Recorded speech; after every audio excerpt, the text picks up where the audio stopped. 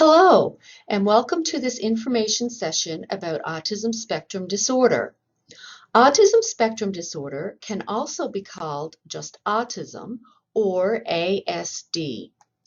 In this video, we will talk about what autism is, some things you may see from students who have autism, and some general things you can do to help students with autism when riding the bus.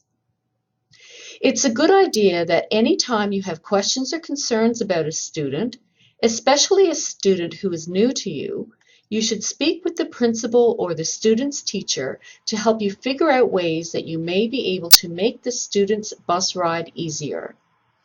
The information presented in this video is useful for drivers of regular school buses as well as drivers of alternate transportation. First of all, let's talk a little bit about what autism is. Autism is a disorder that affects the development and working of the brain. The brain of a person with autism is different than the brains of other people. Autism is a lifelong disorder. People do not outgrow autism, and there is no cure for autism. However, there are many therapies that can help people with autism function better in their lives. Teachers work with students with autism to help them with learning, interacting with others, and how to behave appropriately. Autism is a disorder that affects every person differently. No two people with autism are alike. Some people with autism have mild difficulties, and some have more severe difficulties. For example, you may meet a student with autism who has a lot of knowledge about different things, likes to talk, has friends, and communicates with you really well. They may seem no different than any other student. Another student with autism may not be able to speak at all, may have unusual behaviors, would rather be left alone than to socialize with others, and requires an adult with them at all times. No matter how mild or severe autism is for a student, the student can seem okay on some days, but then have a lot of difficulty on other days. It is often hard to tell why a person with autism is having a good day or a bad day.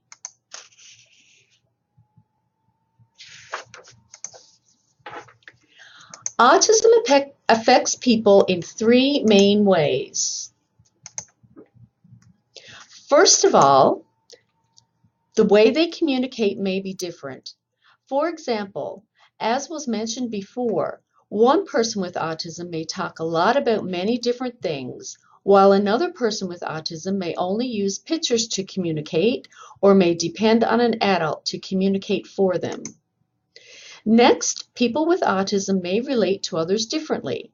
This means that they may have difficulty making friends, having a conversation, understanding the feelings of others, or reacting to others. Finally, people with autism may respond to the world differently than other people. Things like noise or bright light or people touching them may be hard for them to handle. In general, people with autism see and feel the world differently than other people. You may see a person with autism behave very differently than other students, depending on how the autism affects them personally. We will discuss some behaviors that are common for people with autism. It is very important to remember that people with autism are not purposely choosing to behave differently. Usually, when we see unusual or difficult behavior, it is because the person with autism is having a hard time, not because they want to upset or bother other people. There are a number of different behaviors that you may see from the student with autism. Students may do things like rock back and forth, cover their ears, talk to themselves, flap their hands or arms, wiggle their fingers in front of their eyes, spin things like wheels on a toy or even spin around themselves, repeat what others say, be very loud or scream, or they may cry or laugh for what seems to be no reason. The thing to remember is that there is a reason for every behavior that you see. Unusual behaviors mean the student is having a hard time. It's sometimes very difficult to figure out why a student with autism is behaving the way they do. If you see a behavior that is new for a student, you may want to talk to the student's teacher about the behavior.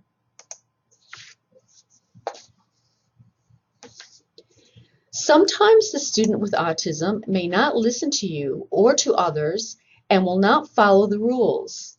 They may do things like refuse to get on or off the bus,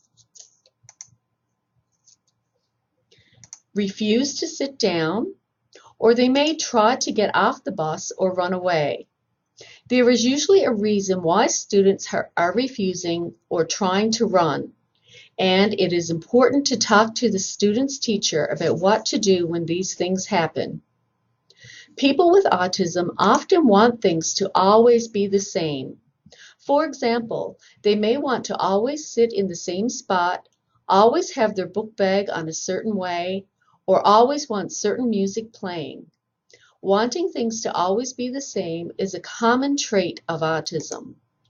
You may find that the student becomes very upset if the routine or schedule has changed or is interrupted. It is a good idea to keep the routine on the bus the same as much as possible. As we discussed earlier, it is important to speak to the student's teacher or to the principal if you have questions or concerns about any student on your bus. There are usually very specific things that work to help keep specific students calm and happy. Knowing the things that work best for a specific student with autism can help ensure a safe and calm ride. There are also general things that you can do to help the student with autism. One thing that's important is to allow the student to sit in their preferred spot, as this is familiar and usually comforting to them.